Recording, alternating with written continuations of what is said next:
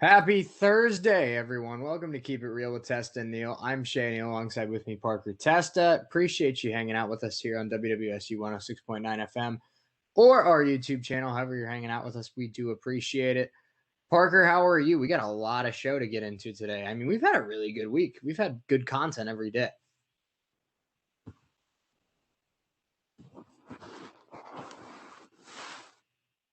You there?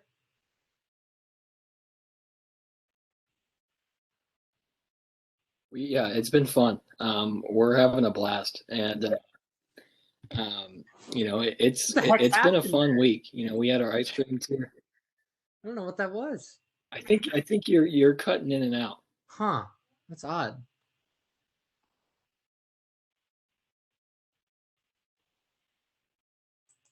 I think we got you back. Okay, cool. Yeah, it's been a fun week. We started out the week with our ice cream tier list on Monday. Lots of MLB trade deadline talk yesterday, and even more today. And then we're gonna talk about the NBA draft a little bit, and then a tier list bit for the NFL. So it's gonna be a fun show today again. It is, no doubt about it. Like you said, a couple trades that happened in the last 24 hours that we got to go over today. Joey Gallo is on the move, as is Eduardo Escobar, as is a very solid reliever in Michael Givens. So we'll get into all those. And then, like you said, NBA draft, we're going to do a little bit of a reaction to the most recent mock. The NBA draft is tonight.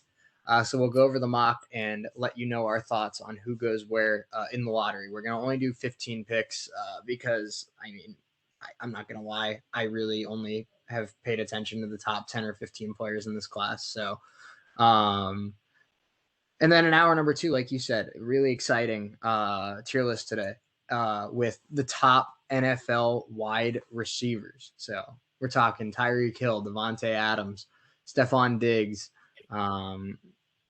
Justin Jefferson, all these big name receiving stars. How do we rank them? And I'm really excited to get into that.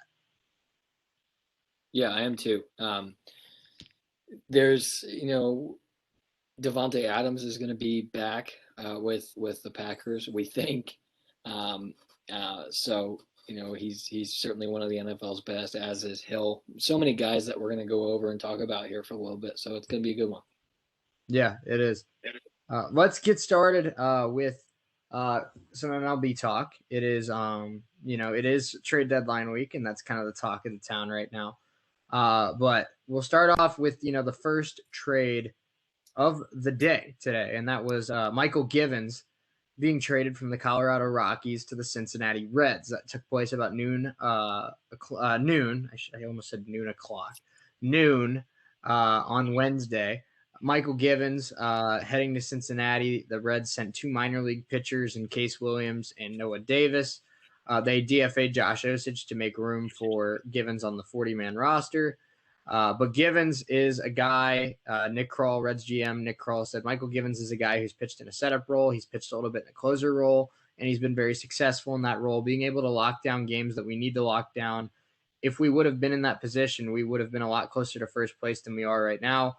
Obviously, we're not, so how can we address it? He's a guy that we feel like can be a really solid upgrade to this team and give us a chance to fight for the playoffs. Givens has a 2.73 ERA in 29 and two-thirds innings. And that's pitching half of his games in Coors Field. So he's had a really strong year. And I think Nick Krall hit the nail on the head. This is a guy that has experience closing. This guy has a lot of experience in seventh and eighth innings. And the Reds have had a lot of issues with getting leads early and blowing it in the sixth or seventh inning. We saw tonight the Reds got a big win, and they used two of their new guys in Sessa and Wilson. They both look good. But I think Givens will be more of a high leverage guy that pitches seventh, eighth innings, maybe even closes some games. But I think this is a good fit for the Reds. This is a guy that gives them something that they don't have a lot of, and that's an experienced guy. Yeah, and the bullpen was they needed a lot of work here at the deadline. The Reds bullpen has a league worst 5.36 ERA. So they needed a lot of work, and they went out and got three guys that I think are going to give them a lot of help. He's at a 2.73 ERA. This year. So Givens is going to be, a really good addition. And we saw signs of, some, great some great pitching tonight from Testa and Wilson. So, the Reds did well here at the deadline. They did, and they couldn't. I mean, it's potential that there's potential that they're not done yet. We'll get into that in a little bit, but they still are kind of looking for an impact bat. And there's a guy that I have my eyes on that isn't necessarily a rental piece. He is not going to be maybe the pinch hitter type role that a lot of fans are expecting. He would cost a lot. But he would also, I think, elevate this team right to the same tier as the Brewers. So we'll get into that in a little bit. But Michael Givens on his way to the Cincinnati Reds. He's a free agent after the season. The Reds entered tonight 7 games back of the Brewers in the Central and now are 5 games back of the Padres for the second wild card spot. Like I said, like Parker said, I should say, they also traded for Luis Cessa and Justin Wilson from the New York Yankees. So it's basically a brand new bullpen. Which I'm not complaining about, especially because, in another week or two, they're also going to be getting back 3 big-time arms. That'll help even more in Michael Lorenzen, Lucas Sims, and TJ Antone. So this could go from a league worst bullpen to a league average bullpen very quick. Yeah, it could. And, adding these 3 guys is certainly, a good start. And like you said, I don't think they're done. Maybe they add a piece to their lineup. They get a middle infielder. I think they could use a middle infielder. So maybe we'll see him add somebody like that. I know we talked about Trey Turner a little bit before the show. He's a possibility here for the Reds. But personally, I think they're going to keep going after relievers. Yeah, it would. Yeah. I mean, relief help is their biggest need, and I would rather them go all in and get nothing but relievers and ignore like shortstop or whatever, rather than get a really good shortstop but not address the bullpen the way it should have been addressed. So I'm with you there. But Reds manager David Bell said it certainly is a positive. Outside of losing teammates, it is always a positive. He's confident in his players and in the team. They just keep playing and keep staying motivated. It's always nice to when you feel as though we all believe in what we're doing and what our players are doing. Not that we have any doubt of that, but it's nice. I think that's a big thing. I think that this Reds team a lot of times this year has kind of been mentally deflated by the bullpen blowing games. It's a team that keeps fighting. It's a team that, has a lot of heart, a lot of passion, a lot of really good pieces. But a lot of times we see them blow 2, 3, 4 run leads in the 6th, 7th, 8th innings. And that eventually takes a toll on a clubhouse, takes a toll on a locker or on a group of guys. So the fact that the front office, even with them being 7 games out of first place, the fact that the front office went out there and believed in this team and bought some pieces that should help make this bullpen capable of getting them back in this division race. I'm sure that is just an absolutely unbelievable feeling right now going to the clubhouse, and I'm sure they're gonna they're gonna play their butts off for the rest of the year, just because of the faith that the front office put into them. Yeah, they are, and this is something that I think the Reds, needed badly. I don't think team chemistry has been an issue, and David Bell's talked a little bit about that. Like he said, it sucks to lose teammates, but these guys make your team better, and the reality is they're trying to win. So it's not you hate to lose you hate to lose some players, but you get guys that are going to help your team win ultimately. So I think this will helps the Reds a lot. They're fighting for the division here. So to catch up with the Brewers in this division, they need to have some bullpen help, and I think they've addressed that here. So this I don't think it would have gone any better for the Reds to this point. So maybe we'll see more. Maybe we won't, but it's been good for the Reds so far. It has. Let's move on to the next trade of the day, and it's the Houston Astros trading for Miami Marlins reliever Yimi Garcia. The desire to add more pitchers with swing and miss ability led to the Astros acquiring another hard throwing reliever in Yimi Garcia in exchange for Austin Pruitt and AAA outfielder Brian De La Cruz. The move came a day after the Astros added relief pitchers Kendall Graveman and Rafael Montero. Garcia is expected to join the team in time for Friday's series opener against the Giants. Um, James Click, Houston Astros general manager, said one thing that we've learned about pitching is that there's a lot of ways to get different ways to get batters out. Getting a swing and miss in the zone is something that I think the guys that we've acquired have in common. I think it's something we're going to need hopefully going forward and in the playoffs. These guys have power stuff, high velocity, good movement, and the ability to get the ball in the zone. Garcia has a 3.47 ERA this year and 15 saves in Miami. I really like what the Astros did. I think Graveman and Garcia are both going to be just absolutely great additions for that bullpen, which has really been the weakness of the Astros this year. Yeah, it has, and they needed this. The Astros are good, but you could always add more. So they add Garcia here, who's been a pretty consistent reliever throughout his career. In the majors. So this is a guy who he has 20 saves with the Marlins so far this season. So he comes in and is going to add, a solid relief, role for you.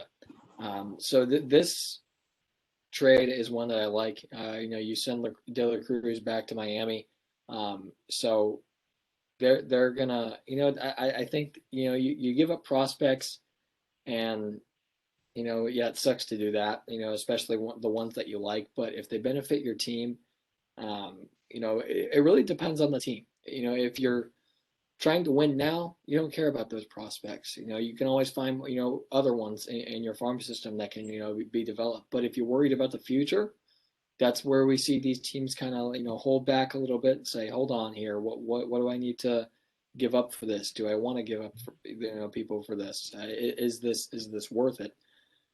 So it really depends on your general manager, and we'll see guys be more aggressive than others. Cashman was really aggressive today, and we'll talk about Gallo here in a few minutes. But yeah, so this is a great trade here for Houston. Yeah, and I will say that I'm impressed with some of these trades that the Miami Marlins have pulled off. Getting for a rental reliever that's a free agent at the end of the year, they got Brian De La Cruz, who's a 24-year-old outfielder that's just absolutely mashing the ball in AAA right now. It's always good to have organizational depth, and they got that today with De La Cruz. Also today, we're going to get into the Starling Marte trade in just a second, but they got Jesus Luzardo in that deal, and that's a great piece. Now you go forward. Think about this, Parker. The future of the Marlins rotation: Trevor Rogers, Sandy Alcantara, Sixto Sanchez, Edward Cabrera, Jesus Luzardo, and Pablo Lopez, and maybe even Eliezer Hernandez. Like, that's nasty rotation depth. And so even though, they're still rebuilding, they're still not quite there yet. The Marlins have had a really good day in a couple days under the radar. They've gotten some really good pieces back. Yeah, they have. You send Marte to the A's, and then you get back Luzardo, who pitching depth has been, rough for the Marlins this season. You have Alcantara and you have Sixto. You're going to get Hernandez back, but you add Luzardo to this rotation that is going to be a good one with Luzardo coming in. You could argue that they needed some relief help, but starters are more important than relievers. You can always turn one of your starters into a reliever if it comes to that. If you have a guy who can give you average starting pitching, turn one of your starters into a reliever, one of your 3, 4, 5 guys, and there's a consistent reliever for you. So I think the Marlins did well today, and I don't think they're done. No, I don't either. They could still get rid of a guy like Aguilar. They could still even make a move and make an addition for the future of the team. Maybe with all that starting rotation depth they have now, I don't know. Maybe they give up a few of those pieces and try to get a guy like a Jose Ramirez or a I would say Trey Turner, but the Nats aren't trading Trey Turner to the Marlins. That's not happening. But you know what I'm saying. A long term piece, I think, could really benefit this team. They could use a new face of the new Marlins, and the pitching looks really good, but they could really use that big face of the new regime, and maybe that's a guy like Ramirez. I don't know who it is, but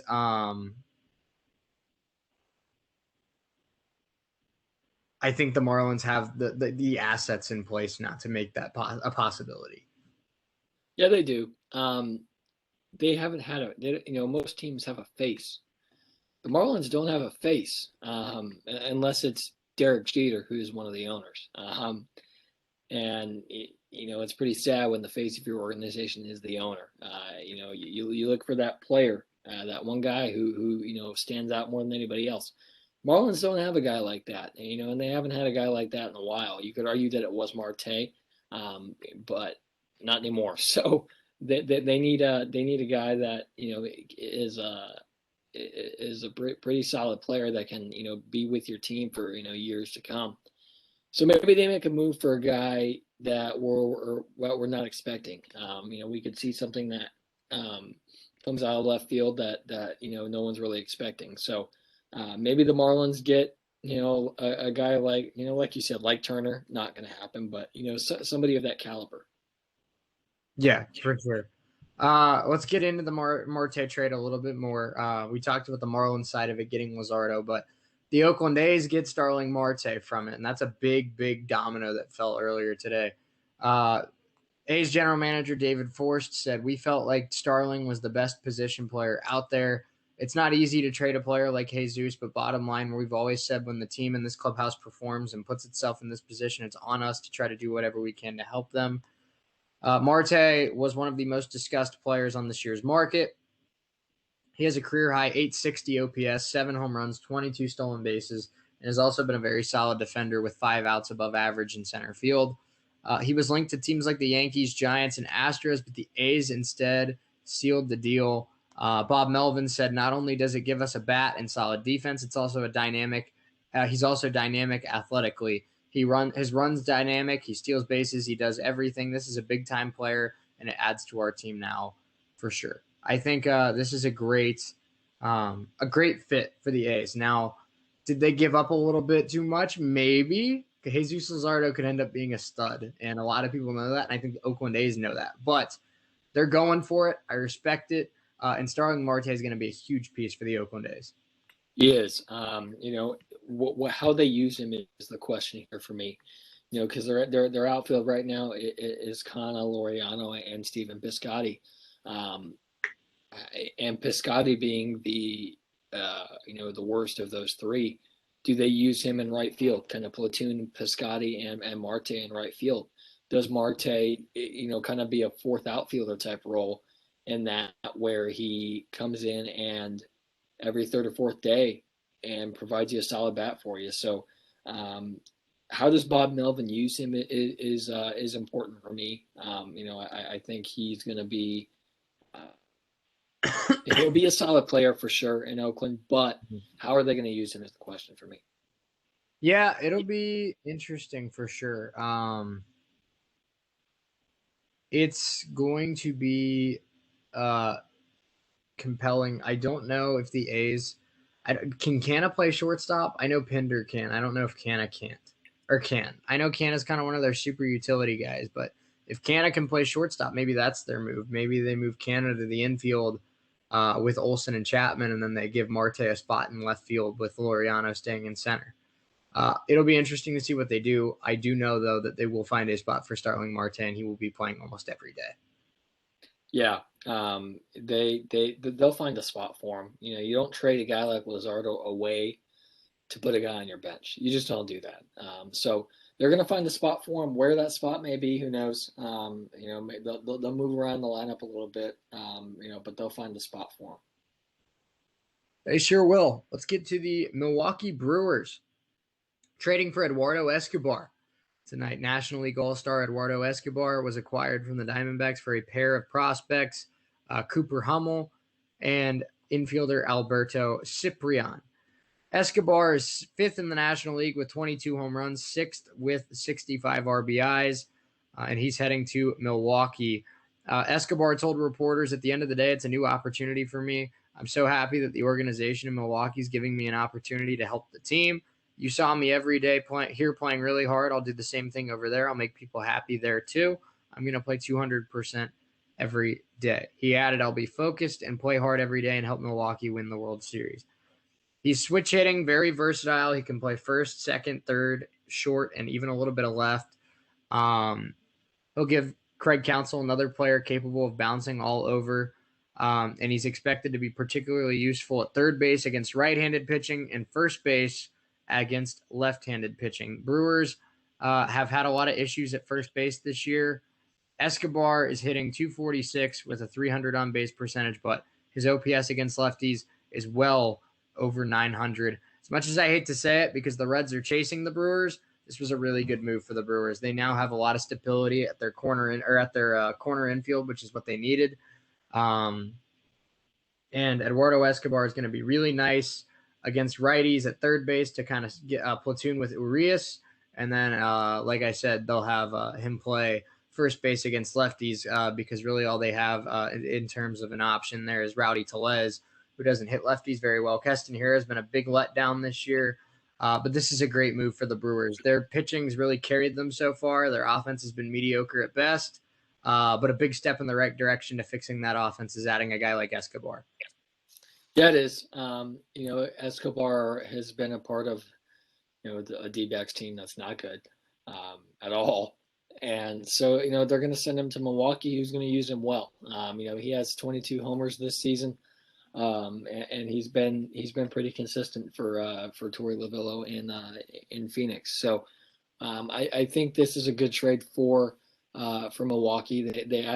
We talked about it. They needed a bat, and a consistent one at that. Mm-hmm. Their pitching staff has been fantastic. They just needed to add a bat, and they do that. They do that here with Escobar. Yeah. It'll be. It was, I was hoping that the Brewers maybe would strike out on a guy like Escobar and only end up with a guy maybe like Jesus Aguilar, maybe like a Jonathan Scope. But they get the job done, and credit to David Stearns, credit to the front office. It's a very smart front office, obviously. They've gotten a lot of players via trade. Freddie Peralta, as well as, guys like in other trades, Christian Yelich. In another trade, they pulled away Willy Adames. In another trade, they pulled away Luis Urias. So this team always seems to find talent in the trade market, and they do get the job done, get Escobar, and he's going to be a huge help. And he's killed the Reds this year in the games that the Reds played against the Diamondbacks. So this is a trade that Reds fans definitely probably paid attention to, because this makes this Reds Brewers race a lot more interesting. It does, and this is going to be a fun race to the finish. The NL Central is a fun division right now. You have you have the Reds, you have the Cardinals, who aren't out of it by any means, and then you have the Brewers, who are winning this division right now. So this is a fun division to watch for sure. Yeah, and I'm glad you mentioned the Cardinals, because they're red hot right now. I think they've won like 7 of 9, and they are definitely cementing or emerging as the third best team in this division. The Cubs and Pirates, I mean, obviously the Pirates season's over pretty much. The Cubs season, I feel like, is all but over, because I think they're just about to dump everybody. But the Brewers look really, really good. The Reds have the potential to be really, really good. And I've learned one thing in my, 20 plus years of watching National League Central baseball. It's you can never count out the St. Louis Cardinals. They are never dead until the first week of October. Yeah. And that's the thing that's fun about baseball. There's teams that if they're down, they're not out. And the Cardinals are certainly one of those teams. So it'll be interesting to see going forward how this shapes up. Do we see the Reds kind of get closer to the Brewers? Can they tie and maybe even take the lead here as we get closer to the playoffs? Is there a team that's going to fall off? That's always a possibility. So the Centrals is certainly a fun division to watch. It is. Let's get to the final trade of the day, Parker, and we saved the best one for last. Joey Gallo heading to the Bronx. Joey Gallo and the Yankees are finalizing a deal that will send Gallo to the Bronx from the Rangers. The Yankees will send 4 prospects to the Rangers: shortstop Josh Smith, second baseman Ezekiel Duran, second baseman outfielder Trevor Hauver, and right-hander Glenn Otto. The Yankees will receive Gallo as well as left-handed pitcher Joely Rodriguez. Gallo is a left-handed hitter with 25 home runs and a 380 on-base percentage. He will add thump and balance to a Yankees lineup that has unexpectedly struggled to score runs this year, largely lacking outfield production other than Aaron Judge. They entered play today averaging 4.16 runs per game, which is only ahead of the Orioles and Rangers in the American League. So, Gallo on his way to the Bronx, Parker. He's hitting 223, but a 380 on base percentage, 25 home runs, 55 RBIs. We talked about it a little bit on our trade deadline predictions. Gallo is going to absolutely mash in Yankee Stadium. He was built for a stadium like that with the short porch. He was, and we expected 2 places with Gallo, both in the AL East, Boston and the Bronx, and he goes to the Bronx. So, like we said, he's going to be really good in the Bronx. He's a left-handed hitter who just mashes the baseball, and he's going to hit a lot of baseballs into those right field seats at Yankee Stadium. He sure is. Texas, I don't mind the return off the. I mean, looking at it, so Otto's their number 28, Halver's their number 23, and then Duran's number 15, and I forget who the other one was. The first one I mentioned, the shortstop, he's number 14. So they got 4 prospects between 14 and 28 in the Yankees system. I knew they weren't going to get Jason Dominguez. I knew they weren't going to get Davy Garcia. But considering Gallo had another year of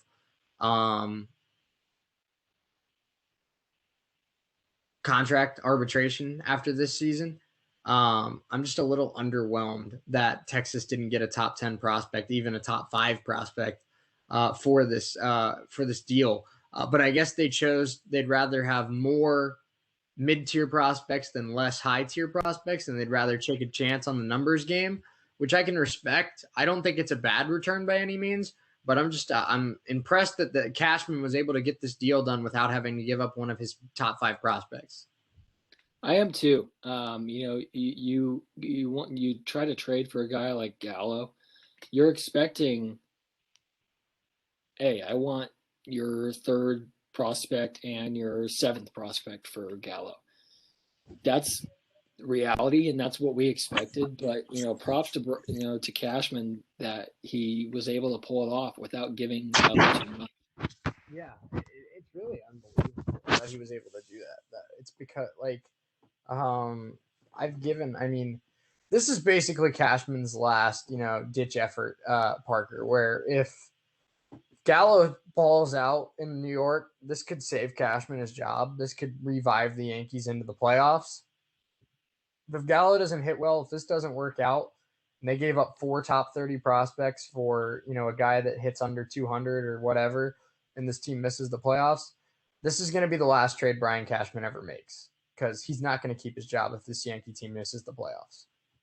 No, he's not. And we're expecting Gallo to be good. I think he will be good in the Bronx.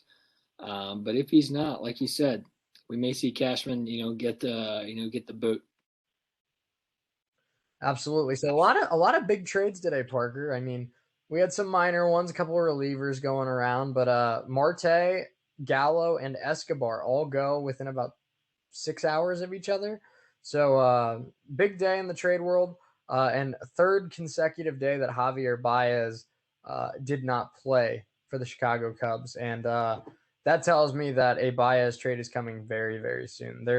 It's not a coincidence at this point. He's not hurt. He pinch hit in that first game, so it's not an injury. It's not any sort of positive test for COVID because he's with the team. This is plain and simple. The front office telling David Ross not to play Javi Baez because we're working on a trade. So Javi Baez could very easily be the next domino to drop. and it could also be Max Scherzer. I think those are the two to keep your eye on as we move into the rest of today. Yeah, and that's the big names that you're looking for, as well as the other Cubs. The other three big names on this Cubs roster, and that's Baez, Rizzo, Bryant. Where are they going to go? I'm sorry, Kimbrel, Rizzo, Bryant. We're talking about Baez right now, but um, that's this is huge for the Cubs because we all thought that when Trey Turner was pulled from the game yesterday that he was being traded.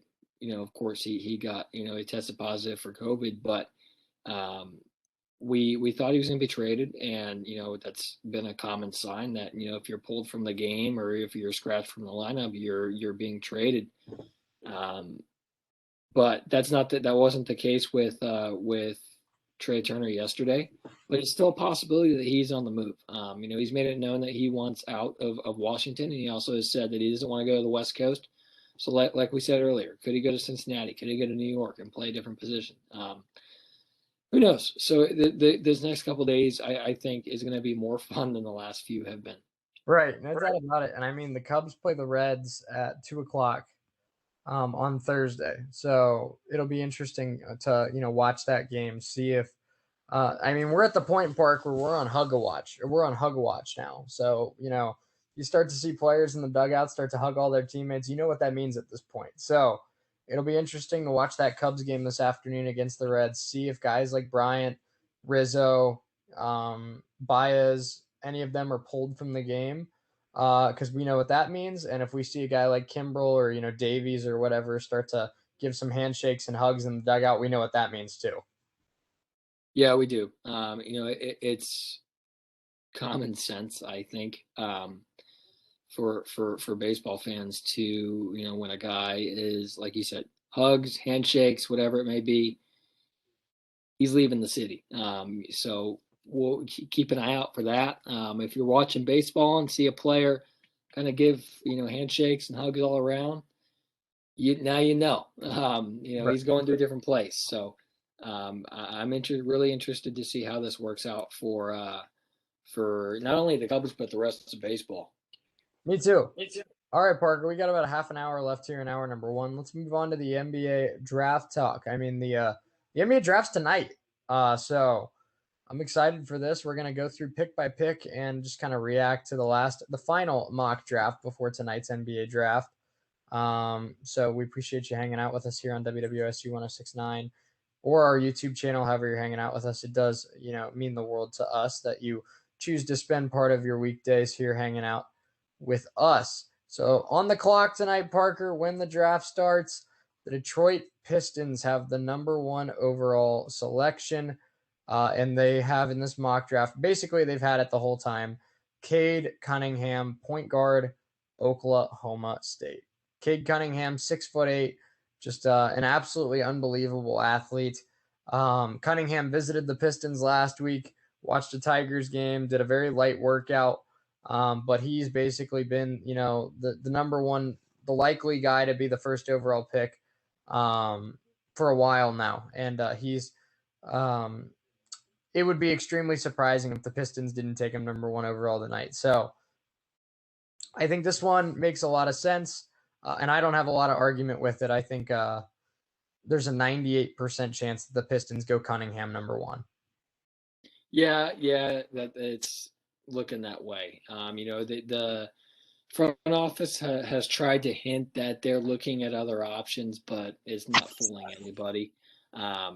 Cade Cunningham is the obvious number one pick here, and deservingly so. He played, fantastic, had a fantastic year at Oklahoma State, and he deserves to be the number one pick. He does. Let's move on to number two, the Houston Rockets. There's been a little bit of rumors that Houston may trade this pick, but if they do keep it, they are projected to take Jalen Green, a shooting guard from the G League Ignite. Green has a strong desire to be the number one overall pick. Sources, I can't stand that was an article, Parker. There was an article that came out that said Jalen Green, quote, wants to be the number one overall pick. Doesn't everybody in this draft want to be the number one overall pick? Isn't that kind of how sports works? I would hope so. I hope a guy doesn't come in and go, "I wanna be the 8th pick." No, you wanna be the number 1 pick. And I get the mindset of I just want to be drafted. I just want to find a good fit. But like, come on, deep down, you want to be the number one overall pick. Like, no, stop it.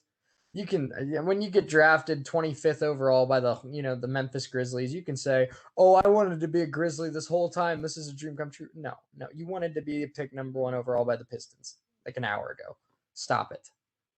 Stop it. Yeah, right, and I can understand if there's a team that you don't wanna go to that has the number 1 pick, maybe we see that more often than not, but, I mean, everybody wants to be the number 1 pick. I played sports, for, less time than I should have, and, I played baseball till 6th grade, Right. and I wanted to be the number 1 pick. I Right. wanna be the number 1 pick right now. If Right. the Pirates are calling, I'm outta here. Right. But, Well, uh maybe not the Pirates, but but yeah, Jalen Green is, he's been in the G League with the Ignite. He's a shooting guard, and the Pistons hosted him for a workout. But it's looking more and more likely that he's headed to Houston. yeah, and I mean that's not a bad thing at all for the Rockets. I mean this guy has a very, very jump out of the gym kind of athleticism. Reminds me just the way he plays a lot of Vince Carter. Very athletic, high riser, decent shooter, more of a mid-range slasher kind of guy. But he's very young, younger than Cunningham. And it's very possible that Cunningham's probably the safest bet in this draft. But Jalen Green probably has the highest ceiling. So this is a guy that I mean could end up being the best player in this draft very easily. The Rockets, like I said, I think that I'm with you. I think that the Rockets need a guard. And I think that Jalen Green's the best one available after Cunningham goes number one. So I think a lot of the top five is pretty much set in stone. But the first three picks definitely are. I think Cunningham one and Green two is pretty safe bet for tonight. Yeah, it is. And it's not, anything we haven't expected. Most of this top 10 is pretty expected. Unless something, barring complete insanity happens, which is always possible. Yeah. And that makes it more fun. But yeah, I think Green to the Rockets is a pretty safe bet. Let's get to number three. The Cleveland Cavaliers are on the clock, and they have them taking Evan Mobley, center out of USC. The Cavs are one of the most active teams in the league right now on the trade talk front, rumored to be making or trying to acquire a second pick in the top 10. Also considering offering a rich extension to Colin Sexton. It appears highly unlikely that they'll move out of the number three slot. And it looks like Evan Mobley's almost a lock to be picked here if Sexton isn't moved. Mobley's mobility, perimeter skill, and defensive versatility could very well make him the most intriguing long-term prospect on the board, as well as a strong fit to build around Cleveland's existing roster. He can coexist in supersized lineups with Jared Allen while shouldering backup center minutes as his body continues to fill out. Parker, I mentioned that Jalen Green reminds me a lot of Vince Carter. Evan Mobley reminds me a lot of Chris Bosh, and I think he'd be a really good fit in Cleveland. He would. Cleveland's been, had a rough go of it the last couple of years, but the one bright spot they have is Colin Sexton, and they need to give him some help. So I think Mobley will give him that help, especially in the post here. And I really think I'm with you. I think he looks a lot like Bosh. So I think this one is pretty. It'd be a great fit here for the Cavaliers to get Mobley. Absolutely. Let's move on to number four, the Toronto Raptors on the clock. And they have them taking Jalen Suggs, point guard, shooting guard from Gonzaga. Toronto doesn't appear to subscribe to the idea that this is a four-player draft. They have taken hard looks at both Jonathan Kuminga and Scotty Barnes, as well as other players in the top 10, such as Franz Wagner and James Bouknight. But this is one team that hasn't had any issues getting players into the building. One of the most attractive destinations in the top 10, along with the Warriors. The league overwhelmingly expects the Raptors to end up with Suggs, who is an ideal fit for their roster and could easily be considered to have the highest upside of any player available defensive versatility, competitiveness, and transition he brings would fit in very well with Toronto, giving the Raptors a potential star to build around in the backcourt as the Kyle Lowry era most likely ends. So looks like Lowry will not be returning, Parker, and that's a. I think they hit the nail on the head. I think obviously Suggs. It's unfair to expect Suggs to be just as good as Kyle Lowry in year one, but Suggs' ceiling is very, very high, and this could be a nice replacement for the Raptors moving forward as they move on from Lowry. Yeah, it could. Nick Nurse has done a fantastic job in Toronto. He's won a finals in Toronto. But that was with guys like Lowry, guys with Leonard, Kawhi Leonard. So it's this is tough for me. I like the Raptors. They still have they got like this is they've looked at Barnes, they've looked at Franz Wagner. So it's really up in the air here, but I think Jalen Suggs is the best available player after these first three guys. Yeah, no doubt. And I think you hit the nail on the head there. Let's move on to number 5, the Orlando Magic. Scotty Barnes, Florida State, small forward, power forward. 2 picks in the top 8 for the Magic and the freedom to take a long-term view on a rebuilding process that just started at last year's deadline.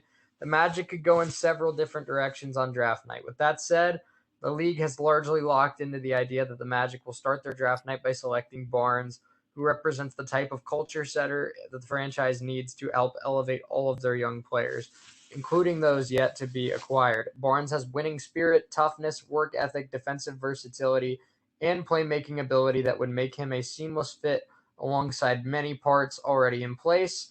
And he also has the ability to play multiple positions. This one makes a lot of sense for me. The Magic need a lot of help. They're starting a rebuild. This is a guy that's still pretty young. He's almost 20, but still 19 years old. He, like this says, plays multiple positions. He can play the 3, he can play the 4. He could even probably play the 2 if you wanted a larger lineup on the floor.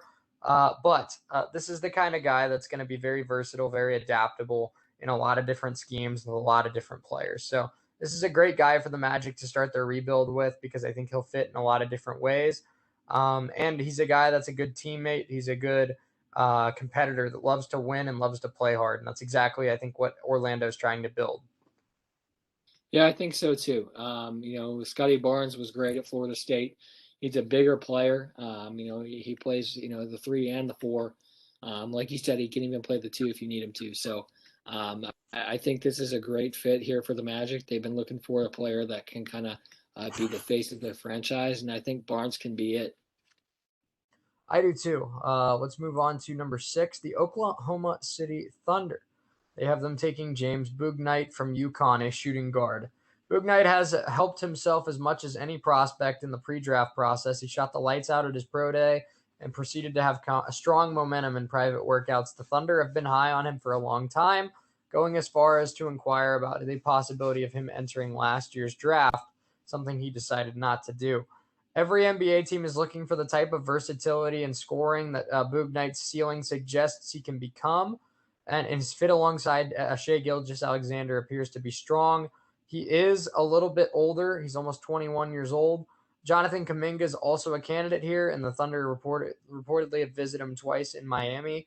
But it is believed that the Thunder have been active in conversations with Bouknight, and he seems like the favorite to go here. This one will be interesting because I think Kuminga's a stud too. Kuminga's a lot younger, still 18 years old, so he's more of a raw player. He might have the higher ceiling, but I do think the Thunder at the end of the day play it a little bit safe and try to get a Robin to Shea Gilgeous-Alexander's Batman, and I think James Bouknight makes a lot of sense.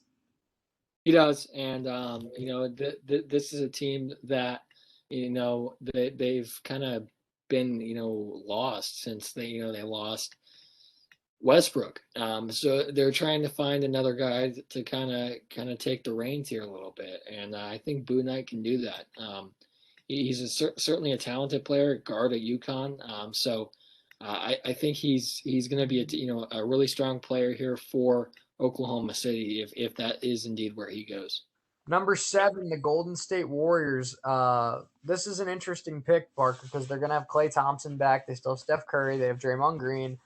Andrew Wiggins. This is by no means a bad team. They just have a good pick because they had a bad year. So this will be interesting to see what they can do to get back to championship contention. And they have them taking Franz Wagner, small forward from Michigan. Wagner was selective in where he worked out during the pre-draft process. He elected to skip the combine after an outstanding sophomore season that has put him firmly into the top 10. He's continued to rise as teams have gotten to know him better on and off the court. It's hard to find 6'9" threes in his mold who can defend every position on the floor, have strong shooting, and know how to play a role that includes strong passing ability and feel for the game. For the Warriors, Wagner represents the best of both worlds. He's a 19-year-old kid with a ton of upside to grow into what already looks like a guy ready to contribute and help a team win games. He doesn't have the type of ball handling ability or explosive athleticism to project heavy usage, but players in his mold are hard to find, which gives him a strong case to hear his name around here. Yeah, yeah, it does. Like you said, this is going to be interesting for sure because of the Warrior situation. They still have Green, Thompson's coming back, Curry. I forgot to mention Wiseman too, the number 2 overall pick from last year. Right, and they also have oh Lord, Wiggins. So this is certainly interesting to see what the Warriors are going to do here. Of course, this is a pick that comes over from Minnesota. So who knows here? I think Wagner could bring the Warriors certainly a talented player here, and something a little different than what the Warriors have been doing. Yeah, I think so too. I think he gives them length and defensive prowess that the Warriors don't always have. I think really their only really strong defender is Draymond Green, so it could help to have more wing presence on defense. But that'll be interesting. Number 8, Orlando Magic. They have them taking Jonathan Kuminga from the G League Ignite. He's a small forward, power forward, still just 18 years old. Kuminga is a very interesting piece. He was once considered a candidate to be the number 1 overall pick after having an unbelievable start in the bubble in the G League. But his stock's kind of plateaued after there's been some question marks about his offensive efficiency and his approach, and he's still pretty raw as well. It's unclear exactly what his floor might be, but the Magic got an up close look at him in a private workout when he was still under consideration for number 5, and they will likely be surprised to see him fall to 8, considering his strength, explosiveness, power, scoring instincts, and upside he brings to the table. Yeah, and Kuminga's a great player. He's still very young. He's a G League player out of high school. So this is interesting. The Magic have 5 and 8 here. So if they get Barnes at 5, and Kuminga falls to 8, they're tremendously lucky here. Exactly. And they're gonna do really well if they can get both of these guys. Yeah, no doubt about it, and that's what really excites me as well. We don't know what's going to happen tonight, but if they get Barnes and Kuminga, like this mock says, Barnes is the more polished player that can help more on day one, and he can be a good leader for the next wave of talent in Orlando. But it's very, very possible that within 2-3 seasons, Kuminga ends up being better than Scotty Barnes, and it's not because Scotty Barnes isn't a good player. It's because that kind of hype surrounding Jonathan Kuminga. Kuminga was, on the same level as guys like Cunningham and Green just, 6-8 months ago. So this is a guy that, although he's raw, although he does have question marks to his game, he could end up being an absolute stud and one of the best players out of this class. Yeah, he could, and I'm excited to see what they do here. This is not this is not an easy decision to make here by any means. So if they can come out of the draft with both of these guys, I'm sure the Magic staff will be very happy. Let's get to number 9. The Sacramento Kings take Moses Moody, shooting guard from Arkansas. The Kings were said to be fans of Franz Wagner, who is off the board here in this mock, as well as Alperen Sengun, who is still available and reportedly had an outstanding workout with the Kings. If Sacramento isn't able to clear up enough cap room to offer Richaun Holmes the money he needs, Sengun could be in play. But Moody also seems to have plenty of fans around the NBA with his draft range appearing to start around number 7 and likely falling no later than the Warriors' second pick at the end of the lottery. Moody's one of the youngest players in the draft. He just turned 19. He fits the long-armed, sweet-shooting 3-and-D profile every team is looking for, and he's coming off of a big-time freshman season in the SEC. He has the size and length needed to play in the same backcourt as De'Aaron Fox and Tyrese Halliburton, especially as he gets stronger.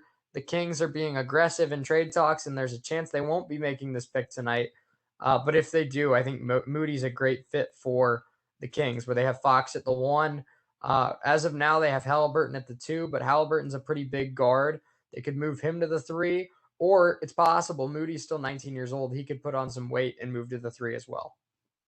Yeah, he could. And this is going to be an interesting day here for the Kings. Like you said, they've been, very active in trade talks. And like you said, high likelihood that they don't make this pick, but if they do, Moody'd be a great fit.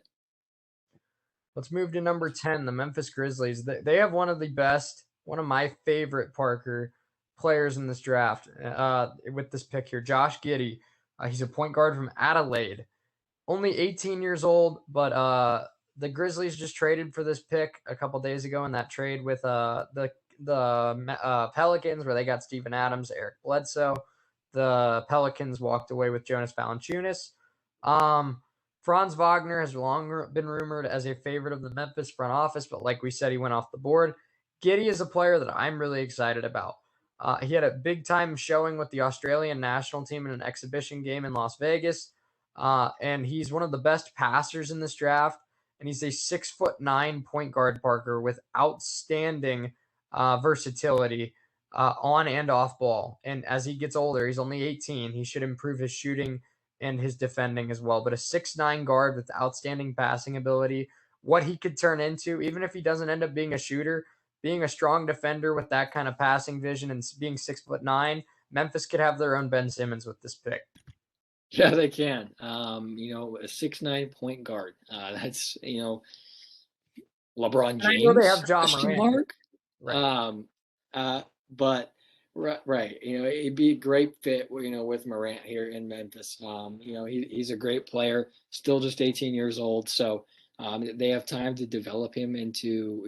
He's a bigger player, so he could play the 2, maybe even the 3. Use him as more of a versatile guy. So this is a great pick, and like you said, I love this guy. Yeah, he's exciting for sure. I'm excited to see where his career goes. Really, there's a lot of really young, fun talent in this draft because of the new G League rule where you don't have to go play college basketball. You can just go to the G League, and now there's younger guys going into the NBA draft. So, 3 guys that we've already talked about. There's more coming, but 3 guys that I'm really excited about that are still 18 years old. Jalen Green, who we have going number 2 to the Rockets. Jonathan Kuminga going number 8 to the Magic, and now as well as Josh Giddey as well. So 3 18-year-olds that have a chance to be absolute studs in the NBA. So it's a really exciting draft. It is. There's a lot of guys that, it's more like the classic NBA. The guys being drafted out of high school, kind of, they go to the G League. Right. So the NBA is getting younger, and I think it's getting more fun. It is. It definitely is. Let's get on to pick number 11. The Charlotte Hornets take Corey Kispert, small forward from Gonzaga. Charlotte's lack of wing depth was exposed over the course of the year by injuries to Gordon Hayward and others. Enter Kispert, one of the best shooters in the draft, who looks ready to make an immediate impact with his size, skill, and experience. Surrounding LaMelo Ball with a plus-sized wing, an elite shooter, and a solid slasher and defender makes plenty of sense. Kispert is a little bit older. He's 22 years old, but this was Gonzaga's best player as they made it to the national championship game. And like this says, really good shooter, really strong wing, and he would help LaMelo Ball from day one. He would, and he was great under Mark Few at Gonzaga. Suggs is the guy who gets all the hype, but Corey Kispert is almost to the same level as Suggs. And he's going to be a really strong shooter. And the Hornets need a sharpshooter. So Kispert fits that role well. You get Hayward back, and then you give LaMelo Ball some help. This guy's going to be fun to watch. It sure will. Let's move on to number 12. We got 4 more picks we're going to do here today, and about 7 minutes left here in hour number 1. San Antonio Spurs take Alperen Sengun, a power forward center from Besiktas. The Spurs will likely be in the market for a starting caliber big to build around long term, and Sengun's status as one of the most prolific and efficient teenagers in the history of European basketball will likely be attractive to several teams. He's had strong workouts in front of Golden State, Charlotte, Sacramento, and Oklahoma City, and looks likely to come off the board here in the mid to late lottery. He's still only 18 years old. He turns 19 in about a month. But this is a guy with a lot of talent in terms of post play. He's a strong defender. He's a little small, but he's only 18. He'll fill into that frame. But I like this fit for the Spurs. They do need a new big man with LaMarcus Aldridge leaving. I think he's a guy that they can build around in the future with him and DeJounte Murray. The only thing I worry about is, one, he might not be here. He might go earlier. But he's got a little bit of spreading of the floor of him, too. He can shoot a little bit. But this might be the most intriguing European player to be in the draft since Luka Doncic. And we know how good Luka is. So I think the ceiling's very high for this guy. Yeah, it is. And he has a similar size to Luka too. And so he's exciting for sure. The Spurs need a pretty, they need another player that, can be pretty consistent for him. The Spurs struggled last year. So I think Sengun fits this role perfectly. He was really efficient and played very well over in Europe. So, we'll see him come over to the NBA, and wherever he goes, he's going to make an impact.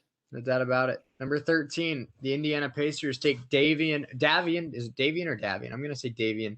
Davion Mitchell, point guard from Baylor. Mitchell's momentum has cooled somewhat as the memories from his national championship run have faded and have been replaced by 1-on-0 workout performances conducted by younger and more attractive prospects deemed to have a higher ceiling. Still, with Malcolm Brogdon entering the final 2 years of his contract and a clear mandate to win, dictated by several coaching changes in the past year, Mitchell's strong playmaking, shot-making instincts, and defensive versatility will likely be attractive to Rick Carlisle and the Pacers.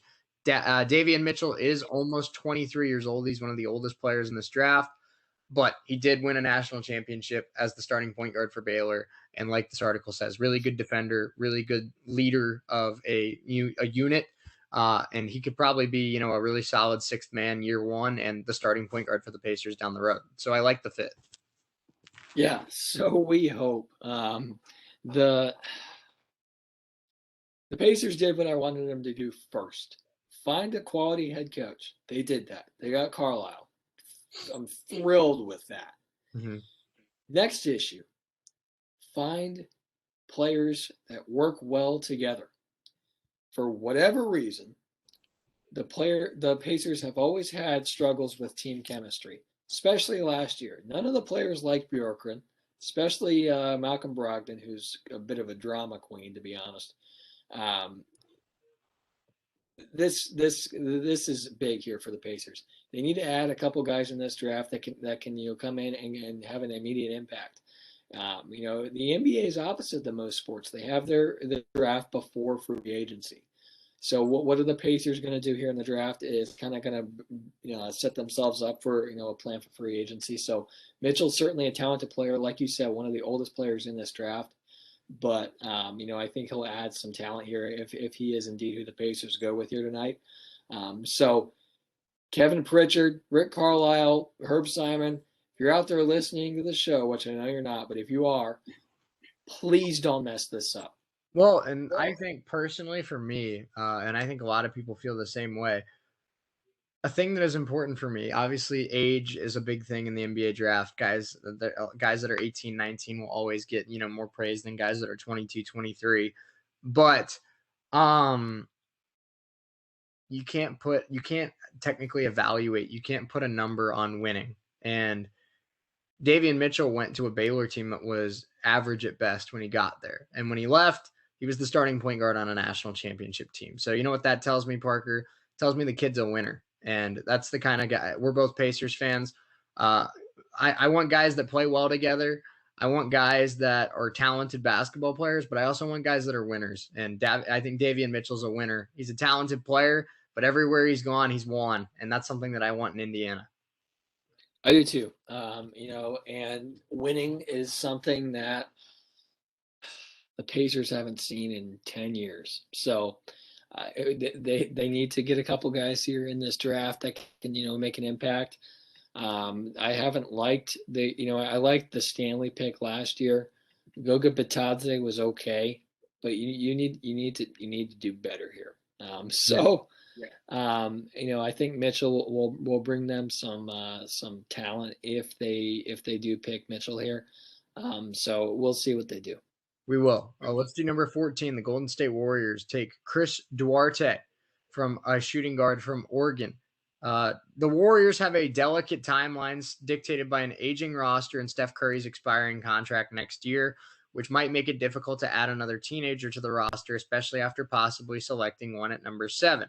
Adding a ready-made contributor like Duarte who can make shots, play off the ball, and be competent defensively makes the most sense. He is one of the oldest players projected to be drafted. He just turned 24. He looks like a plug-and-play fit thanks to his strong perimeter shooting, passing, and defensive playmaking instincts. So this is less of a pick for, like we said, he's 24. This is less of a pick for the ceiling, for the future, and more of a pick for the Warriors want a guy that can make an impact day one. And Chris Duarte can definitely do that. He had a great career at Oregon. Yeah, I did, and I think the Warriors are looking for experience here. And Duarte is certainly that. Just turned 24. They don't want to bring in another 18-year-old kid that needs to be pampered a little bit. And I think Duarte is perfect for that. He's a two that plays well off the ball and on the ball. He's great ball skills. So he can shoot the ball well from the outside, and he's a strong defender. So one of the most move-in ready, plug-and-play guys in this draft. No doubt about it. And the final pick we're going to do today, Parker, the Washington Wizards at 15 select Trey Murphy III from Virginia, a shooting guard, small forward. The 6'9" Murphy stock has been skyrocketing as teams have gotten a close look at his combination of size, length, and shooting, which saw him convert 43% of his three-pointers at Virginia. He's one name teams identified as being the biggest snub from this week's Green Room invites in terms of where they expected him to be picked. The Wizards, will likely be attracted to the fact that he's a 21-year-old junior who doesn't need the ball and fits their timetable better than most of the teenagers projected to be drafted in the lottery. Yeah, and he's a bigger guy, 6'9", plays the 2 and the 3, and I'm sure you can have him run the point if you need to. Like you said, this guy's going to be picked higher than most people think. No green room invite, who is certainly disrespectful to Murphy. So this guy's going to be good for the Wizards. They need some talent here. So I think Murphy's going to be a talented player if Washington is indeed where he ends up. All right, hour number 1 in the books. We're going to step away for a few minutes. When we come back, tier list, NFL wide receivers. I'm hyped for this one. NFL season right around the corner, training camp underway. Some of the best receivers in the league are getting paid. Tyreek Hill got a new contract. Michael Thomas is about to get a new contract. Devontae Adams wants a new contract. So we figured what better way to get the pot stirred than to do a tier list with all the NFL wide receivers. So we're going to step away for a few minutes. When we come back, NFL tier list for wide receivers. You're not going to want to miss this one. Don't go anywhere. Keep it real. Keep it locked. We'll be back in just a moment.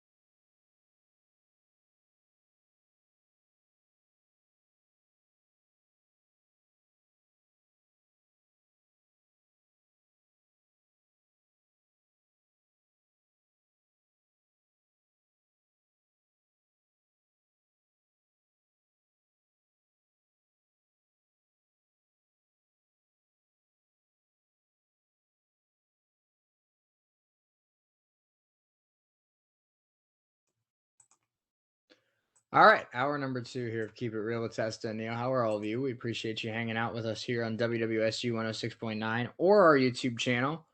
However you're hanging out with us, we do appreciate it. Parker, it's time to do a tier list, man. NFL wide receivers, you ready to go? I'm ready. Let's go. All right. Well, we're going to share the screen so you can follow along with us if you're on YouTube. If you're not on YouTube, you can still hear us debate back and forth. So here's the list. It's all pictures, but we do know the names of everyone on this list. We had to double check that at the beginning. But Parker, who do you want to start with? Do you want to start with a specific team? Do you want to start with a specific player? What do you want to start with today? Uh, let's do one of the rookies. All right. Let's do one of the rookies. Let's do the one that was picked first, Jamar Chase. Now, I can't put him in bust. I haven't seen him play yet. So I'm going to predict what I think he's going to be for. If I'm predicting what I think he's going to be for his career, I'm going to put him in star. But for his rookie season, I'll predict that he'll be in good. I think he's going to be a very solid receiver, probably 1,000 yards, probably close to 10 touchdowns. He's going to be a really nice compliment to Boyd and Higgins. I like Jamar Chase a lot.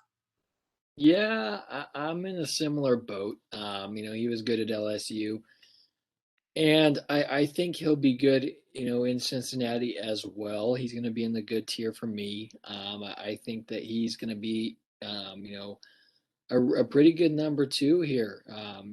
They'll have Chase, they'll have Higgins, and then they'll have a few tight ends in there as well. They'll be getting Boyd back. They'll have Boyd as well. So, a really talented wide receiver room here in Cincinnati. No doubt about it. Let's do one of the other wide receiver rookies, and that's Devontae Smith, the reigning Heisman winner. This one's a little tougher for me because I'm also evaluating where I put these rookies based on their situation. And even though I think Devontae Smith has the potential to be just as good as Jamar Chase, I also think that Chase has Joe Burrow throwing him footballs, and Devontae Smith has Jalen Hurts, who we don't really know as much about. So I will still put Devontae Smith in good. It will not be as high as Jamar Chase. At the end of this, there could be multiple players in between these two. I still think Devontae Smith will have a strong rookie season, but as of right now, I'd pick Chase to have the better rookie year. So I'm going to put him in backup. I just haven't. I just need to see what he does first. He's a bit undersized for me, and that's a main reason that I'm putting him in backup. But I think he'll be a talented receiver in Philadelphia. Certainly, if he has a strong year, you can bump him up a slot or two. But I just haven't seen anything really from him yet. Of course, he won.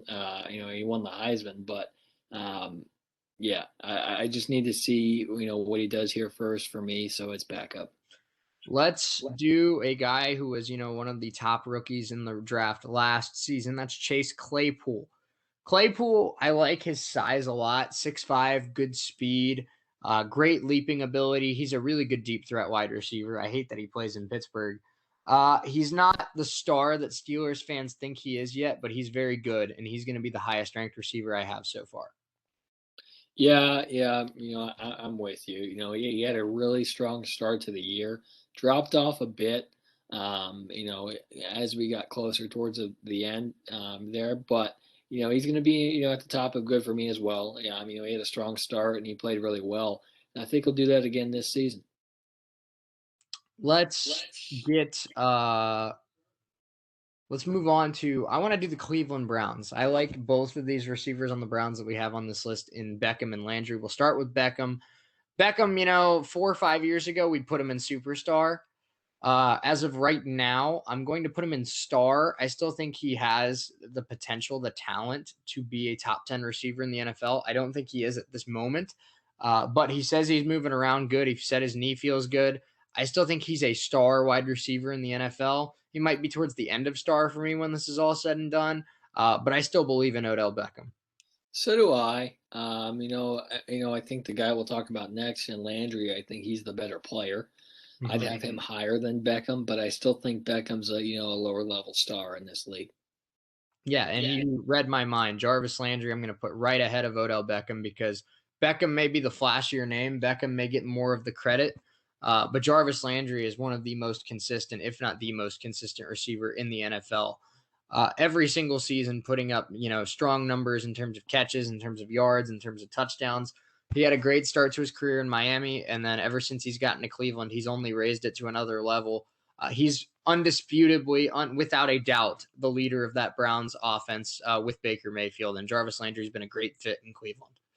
Yeah, he has. And Mayfield's been really, you can argue that he's made Mayfield better. Like he said, he was great in Miami, but he stepped it up in Cleveland. I think he's the better receiver. Like you said, not the bigger name by any means, but he's certainly, he keeps his head down. He's a great route runner. He's really fast. So I think Landry's the better player. All right, let's move to the NFC. Every receiver we've done so far has been in the AFC. Well, except for Devontae Smith. But let's do an NFC team. Let's do a team that's been in the news a lot lately, the Green Bay Packers. We'll start with Devontae Adams. This, in my opinion, Parker, it's a debate between him, Keenan Allen, Stephon Diggs, Amari Cooper. There's a couple other guys in that debate, but to me, this is the best route runner in the NFL. He deserves to be paid like the top receiver in the NFL because I think right now he is the top receiver in the NFL. He's going to be a beast again this year in Green Bay. He's a superstar for me, obviously. Devontae Adams, absolute baller.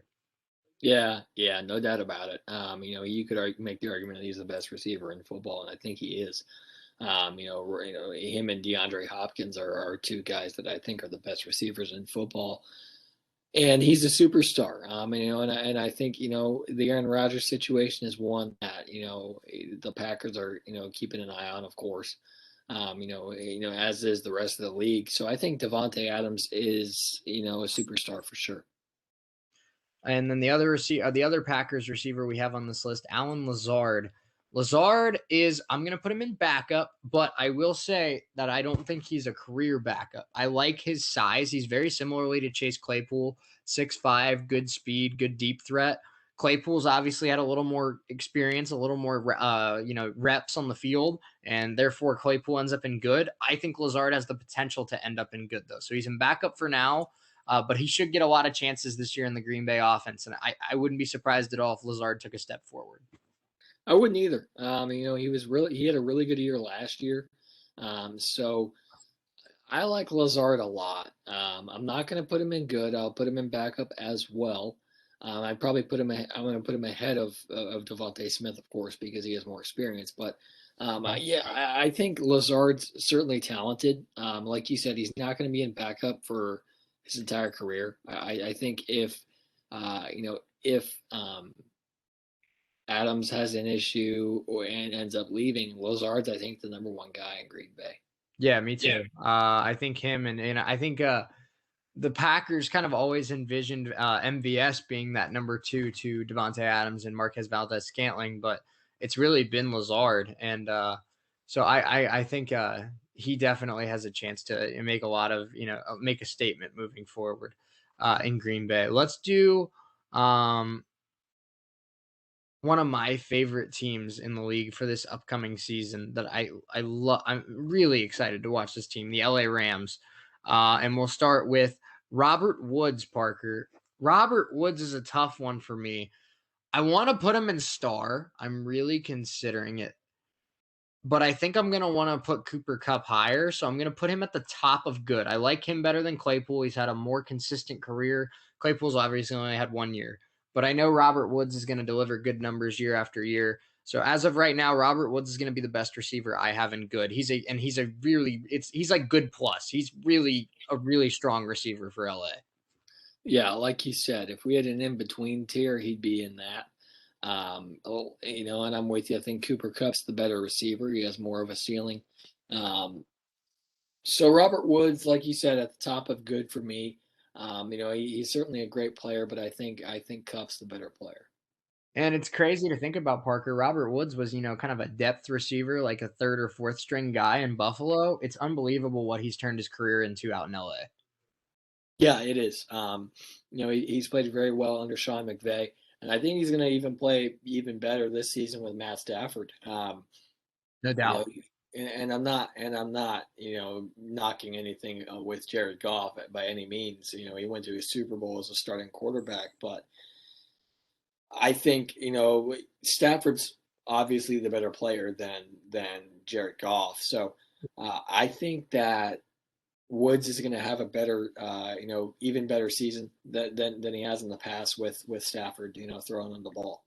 Yeah, no doubt about it. And I don't think Robert Woods has any, bad blood for Jared Goff because he started his career with EJ Manuel as his quarterback. So I think Jared Goff is 10 times better than EJ Manuel, even though Stafford's probably a little bit better than Goff.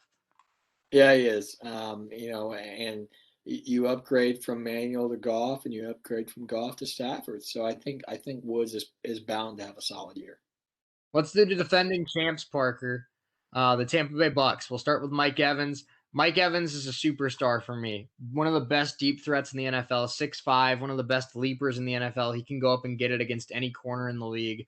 He's a pretty good route runner for somebody of his size. He's not as good as Devontae in my eyes, but he's still a superstar. Mike Evans, really good number one. Yeah, he is. So he's up there for me as well in superstar. Certainly he has, some. So he's a tad fragile. He sometimes has issues staying on the field with injuries, but when he is on the field, he's certainly one of the league's best. Chris Godwin, the other one here on this list. Godwin, I had a tough time finding a home for because there's some days. Chris Godwin's like the Chris Middleton of the NFL, I feel like sometimes, Parker. And some days I want to put him like down here in good with Robert Woods. Some days I want to put him up at the top of star. So I'm going to meet in the middle. I'm going to put him in the middle of star in between the two Browns guys. I don't think he's quite as consistent as Jarvis. But right now, especially because of the injury history of Odell Beckham the last couple of years, I think he has played better football than Odell. So for me, Chris Godwin, solid star receiver, which is really nice for Tampa because they have a superstar and then another guy that's in star. So, I mean, the Tampa Bay receiving core is ridiculous. Read my mind. He's going to be in the same spot for me. Like you said, he's not as consistent as Landry. And Godwin's the better player than Beckham, at least right now. Maybe, 2, 3 years ago he was not. But, after the year he had last year with Tom Brady, Godwin is a talented player for sure. Like you said, he's not on the same level as Evans, but Godwin certainly is really good. Right. Let's do. What do we want to do next, Parker? Let's do the Minnesota Vikings. Adam Thielen. I like Adam Thielen a lot. He's been on my fantasy team. My fantasy team was even named Hooked on a Thielen for multiple years.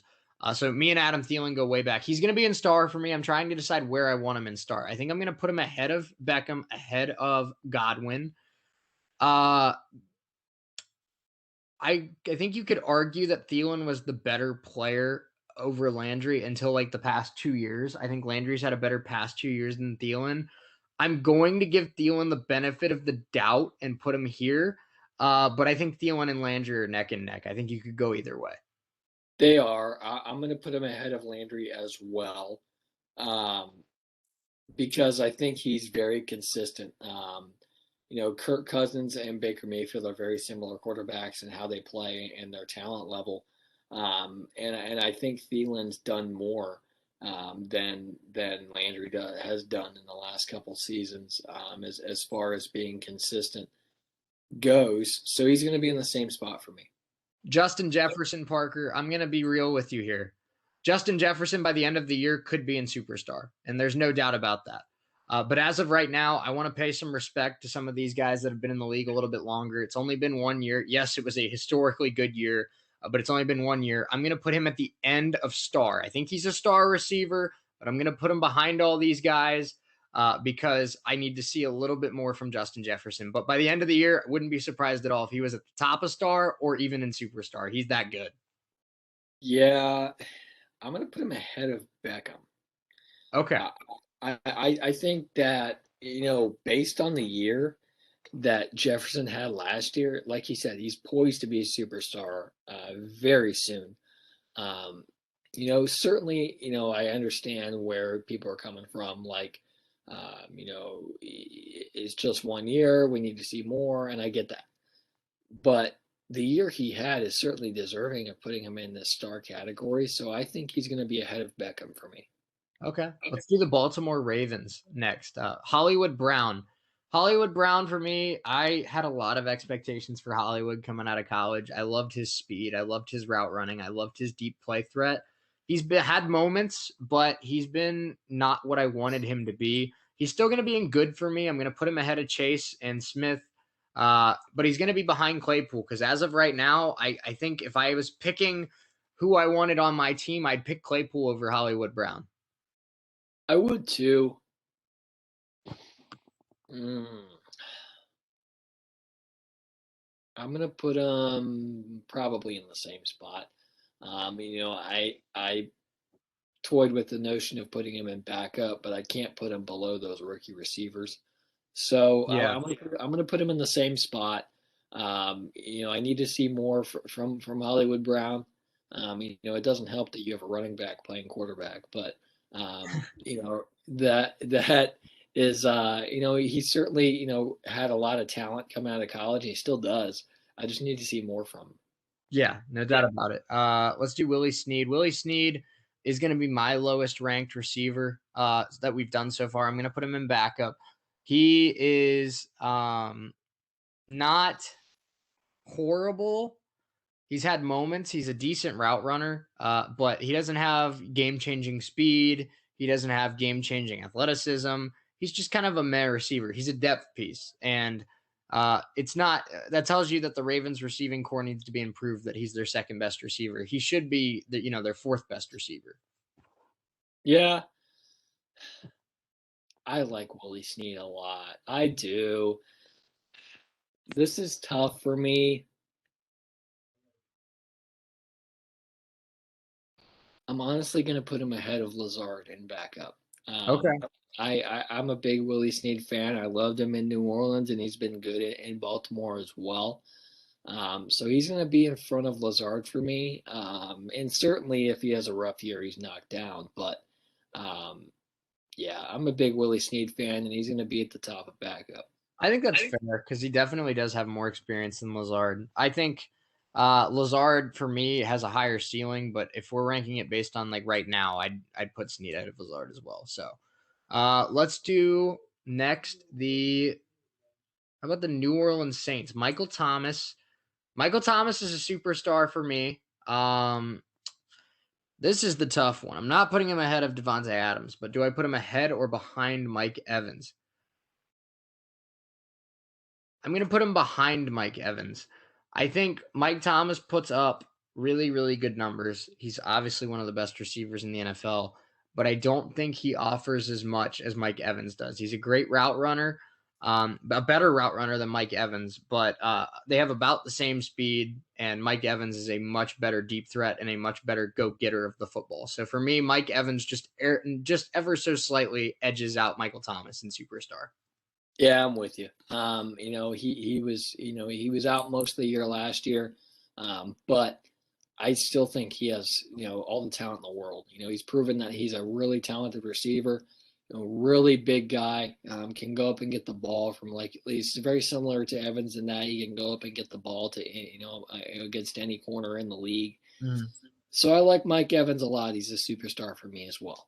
And let's do this next one. Is this Emmanuel Sanders down here? Or was there a second Saints receiver? I guess there wasn't a second Saints receiver. That's my bad. Let's do another rookie, Jalen Waddle. Yes, yeah, there is. He's on the left side towards the bottom. Oh, you're right. Yeah, they just moved him over down a row. So it is Emmanuel Sanders. Emmanuel Sanders, I like Emmanuel Sanders. He's solid. He's not spectacular. Um, I'm going to put him between Claypool and Brown. I don't think he's as talented as Claypool, but I think he's more consistent than Brown, and that's why he finds this spot. He doesn't do anything extraordinarily well, but he does everything very solidly. And I like Emmanuel Sanders very much as a number 2 or number 3 receiver. So do I. I'm going to put him ahead of Claypool because he has more experience and he's done more. He was great in Denver, and he showed flashes, of being great, when he was he in San Francisco? He was in Pittsburgh, and then he went to San Fran for a year, I think, and then he went to New Orleans. Okay. He was great in Denver.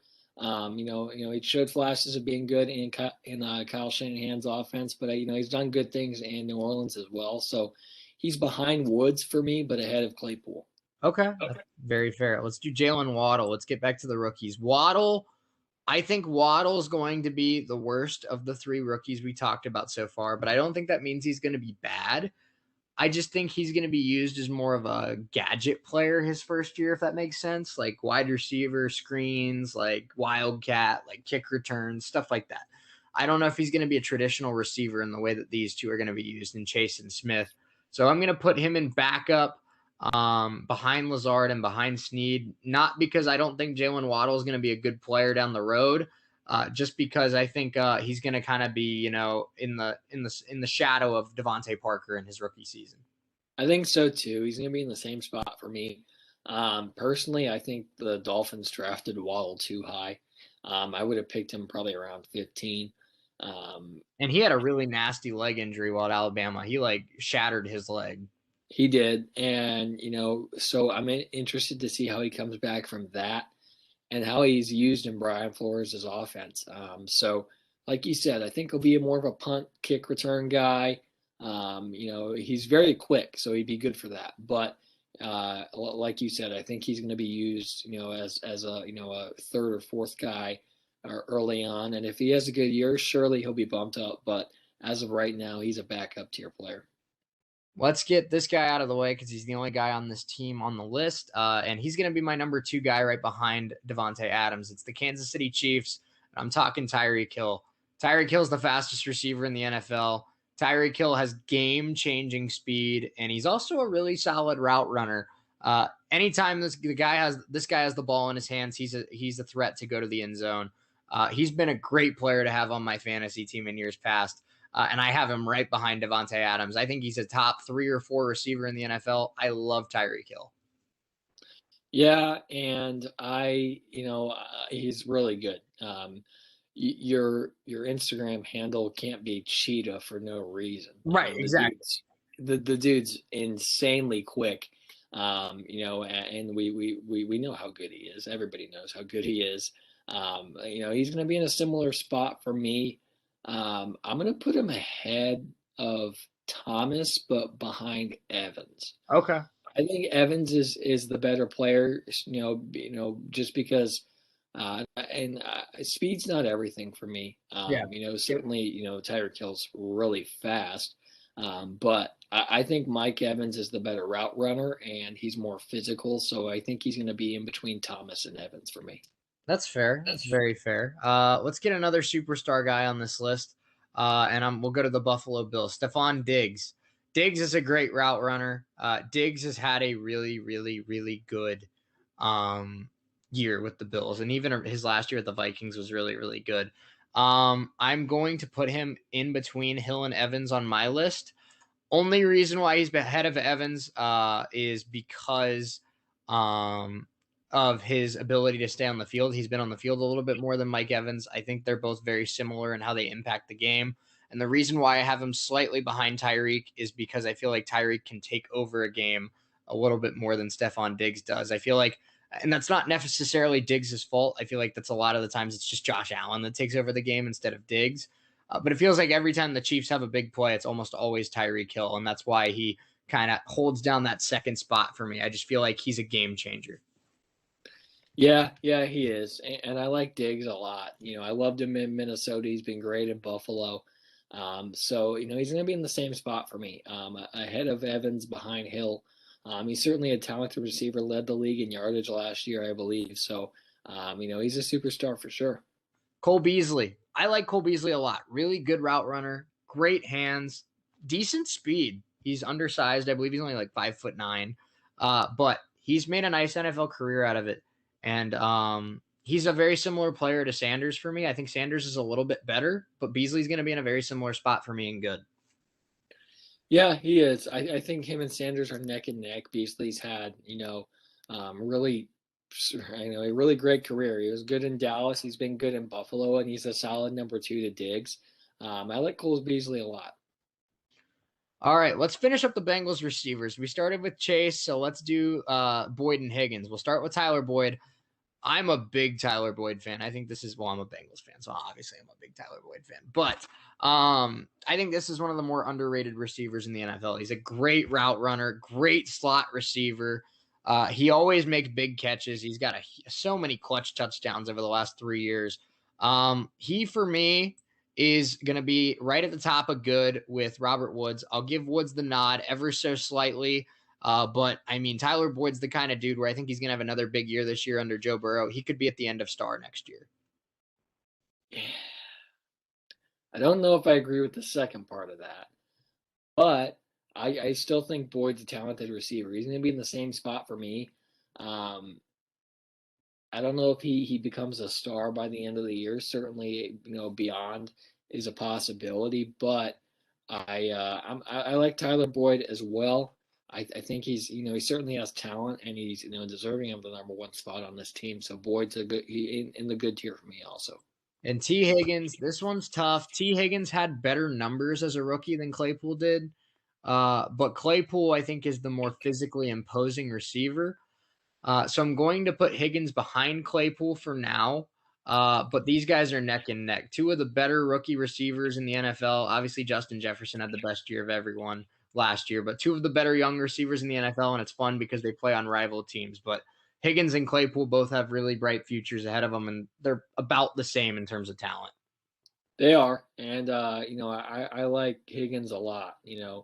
I've been watching a lot of Clemson football the last couple of years, and Higgins was great at Clemson, and he provided the Bengals with a solid year last year also. So I love T Higgins. I think he's a great player. He's going to be in a similar spot for me. Let's go to your favorite team, Parker. Let's do the Colts. I'll let you pick where you put T.Y. Hilton.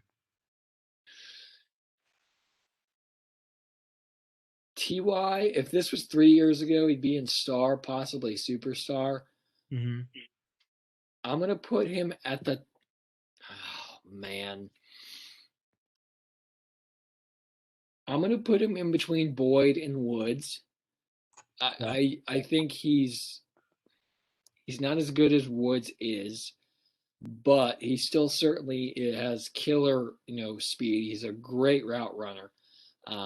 So I think he's going to be in between Woods and Boyd here.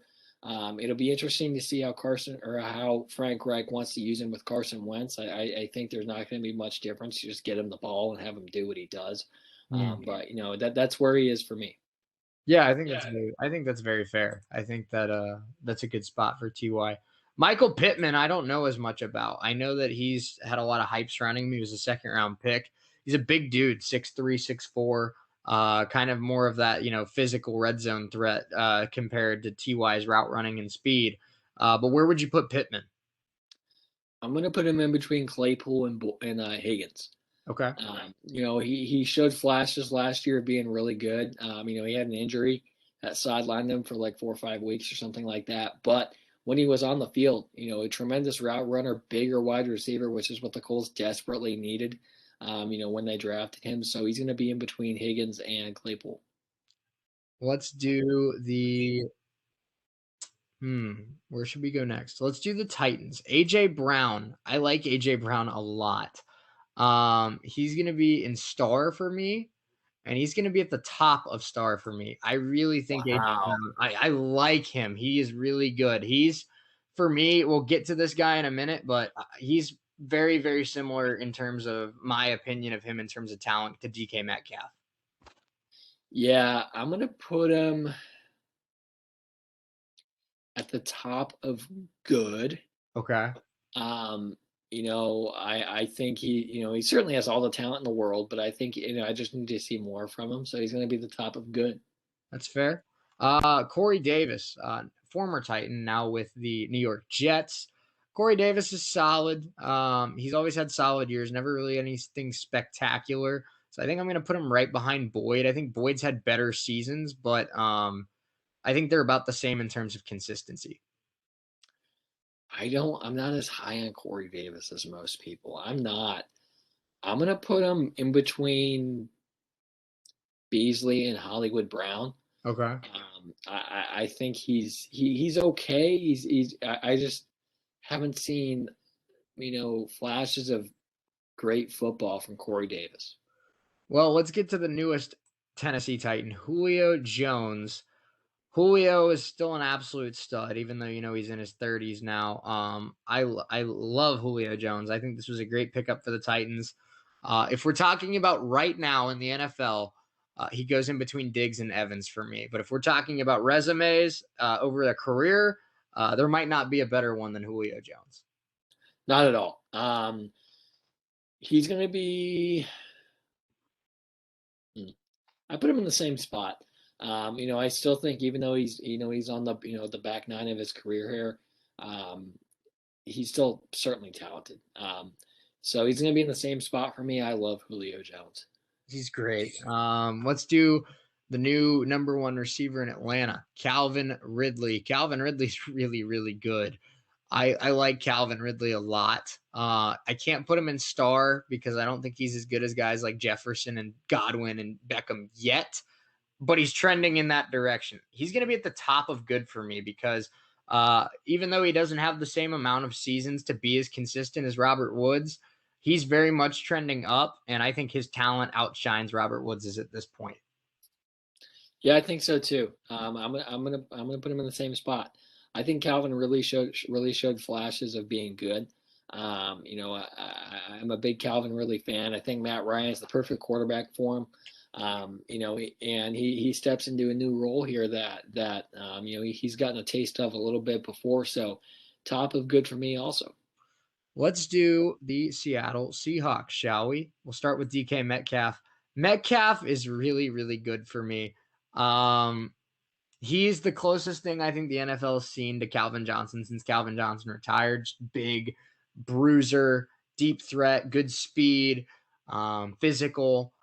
Um, I like him a lot, and I think he's got a very bright future. I'm not going to put him in superstar yet, but he's going to go ahead of AJ Brown if they let me do that. There we go. Him and AJ Brown, like I said, very similar in my eyes. Similar physicality wise, similar in how they're used. Deep threats with good speed, good physicality, good size. I just think Metcalf's got a little bit higher of a ceiling, and that's why he's ahead of AJ Brown for me. I'm gonna put him at the bottom of superstar. I That's love fair. DK. I Good one. love DK Metcalf. He's unlike anything we've seen in a while, like you said, since Calvin Johnson. He's certainly really talented. Tackles Buda Baker on one of the best plays of last season. Granted, it was a interception return. So rough for the Seahawks, but tremendous athlete. He was great at Old Miss, and he's been great in Seattle. So he's at the bottom of superstar for me. Yeah, I almost put him in superstar, so I can totally get behind that. Tyler Lockett, I like Tyler Lockett a lot. He's a really good football player. He's a great route runner, great in the red zone. He's just had an issue with injuries the last couple of years. I'm going to put him here between Ty and Robert Woods. I think he's more talented than Robert Woods. But the difference is he's just hasn't been able to stay on the field the way Robert Woods has. So that's why I have him there. But I'm still a big fan of Tyler Lockett. And if he can stay healthy this year, Metcalf and Lockett's a nasty duo. Yeah, it is. I'm going to put him in the same spot. I like Lockett a lot. He's a bit of a smaller guy, but he's a tremendous route runner, and he's really quick. So I'm a big Tyler Lockett fan. All right. Well, we're chugging right along here through this NFL receivers list. We still got a lot to get into, but let's knock out another rookie. We got one last rookie on this list, Rashad Bateman. Bateman was picked by the Ravens. I think honestly, Parker, if I'm being real with you, I think he's going to have a better year than Hollywood Brown. I do. But I can't put him ahead of Chase and Smith as wide receivers because I don't think he's that good. So I'm going to put him at the top of backup. I think he's going to maybe earn his reps throughout the course of the year. But I love his size. I love his speed. He's got great route running. I wouldn't be surprised at all if he was the best receiver on the Ravens at the end of the year. I wouldn't either. I'm going to put him at the top of backup also. I like Rashad Bateman. He's certainly a talented player. So I'm really excited to see what he does in Baltimore this year. I think that two guys that are very quick players, talented players in Brown and Bateman. So Lamar Jackson certainly has he has the potential to have a good year with these receivers. No doubt about it. Let's do the Steelers, Parker. We'll do Juju Smith-Schuster first. Juju is tough. He's had a really, really good year where I'd put him in star. He's had a not so great year where I'm thinking about putting him towards the end of good. So I'm gonna kind of meet it in the middle. I'm gonna put him right behind Boyd. I still think he's earned the right to be considered better than Claypool. He has more experience. He has more consistency in his numbers. But just guys like Lockett, Woods, Boyd, Ridley, I'd rather have over Juju. I mean, Juju's just a little too inconsistent for me personally. Yeah, I'm with you. I don't like Juju at all, to be honest. But Gets on my nerves. yeah, he does, and I probably put him in the same spot. I think Claypool has a higher ceiling, and he's No going to be doubt. the better player. But I think as of right now, Juju's not consistent enough for me to put him any higher than that. Yeah, I'm with you. I think by the end of this year, Claypool's probably the number one receiver in Pittsburgh. Oh yeah, He I isn't totally. already. Yeah, I'm with you. Deontay Johnson's the other one on this list for the Steelers. And I like Deontay Johnson more than Juju as well, honestly. Deontay Johnson's one heck of a route runner. Great speed. He just can't catch the football. He led the league in drops last year. But I like him a lot. Former Toledo Rocket out of the MAC. I want to put him in this like Pittman Higgins range. He has the most experience of the three, so I'll put him there. I think Claypool ends up the best of these three Steelers receivers, but I think it's very possible and even likely that Juju's the third best receiver on the Steelers at the end of the year. I think Deontay Johnson's just got a better route runner and he's more consistent. If he limits the drops, I think he has a better year than Juju, and I think it's almost a lock that Claypool has a better year than Juju. Yeah, I like Deontay Johnson as well. Where I put him in between Boyd and Sanders. Okay. He's a lower level on receiver on this team. So I need to see more from him. But certainly, I think both Claypool and Johnson have the potential to be better than Juju by year's end. No doubt about it. Let's do what's next? Let's go to Dallas. Let's talk about the Cowboys. Amari Cooper. Amari Cooper's one of the best route runners in the league, Parker. I like this guy a lot. I thought about putting him at the end of Superstar. He's really close. I think he gets a lot more hate than he deserves. I'm going to put him right behind Metcalf at the top of Star, though. One of the best route runners in the NFL. Yeah, the Cowboys gave up a first-round pick to get him, but I think he's been about everything the Cowboys could have hoped he's been. He's been a great number one receiver for Dak. Yeah, he has. I put him at the top of good. I had Metcalf in Superstar, so he's going to be in top of good for me. Okay. I like Amari Cooper. He's certainly one of the best, better route runners in this league, like you said. So I have him at the top of Star. Okay. Let's do CD Lamb, one of the talented rookies from a season ago. CD Lamb's got all the tools to be an elite receiver in this league, Parker. He's got size, he's got speed, he's got route running, he's got hands, he's got athleticism. He's really, really good. But I can't put him ahead of Claypool because I don't think he had as strong of a year. So I'm struggling. I'm going to put him before or after Higgins. That's what I'm thinking. I think he's a better football player than Higgins with a higher ceiling, but Higgins had the better rookie year. So I'm going to give Higgins that respect and put him right behind Higgins. But I love CeeDee Lamb, and I'm really excited to see him play this year. Yeah, it's tough for me because with Dak being injured last year, we probably didn't see the full potential of CeeDee Lamb. But we're talking right now, he's going to be in the same spot for me because Higgins had his quarterback for longer than Lamb did. But I think CeeDee Lamb certainly has the potential to be a better player than Higgins. But right now, he's going to be behind him. Yeah, and that's kind of my thought process too. I think when it's all said and done, it's possible that even likely that Lamb's better than Higgins because I think it's likely that and Jamar Chase ends up being a better receiver than Higgins. I think that's just kind of how it's going to work out. But Higgins did have the better rookie season, and I think he earned that respect. So as of right now, T. Higgins is the better player, but I don't know how much longer that lasts. So the final receiver we'll talk about with the Cowboys, Michael Gallup. Gallup's a great deep threat, good speed, great hands. My issue is he doesn't run a lot of routes. His route tree is pretty limited. He's really just kind of a go deep kind of guy. And for that, that limits where I can put him on this list. I'm going to put him, I think he's very similar to Hollywood in terms of just run deep, good speed, catch the ball. But I'm even going to put him behind Hollywood because I think Hollywood at least still does, some over the middle routes, some crossers, some slants.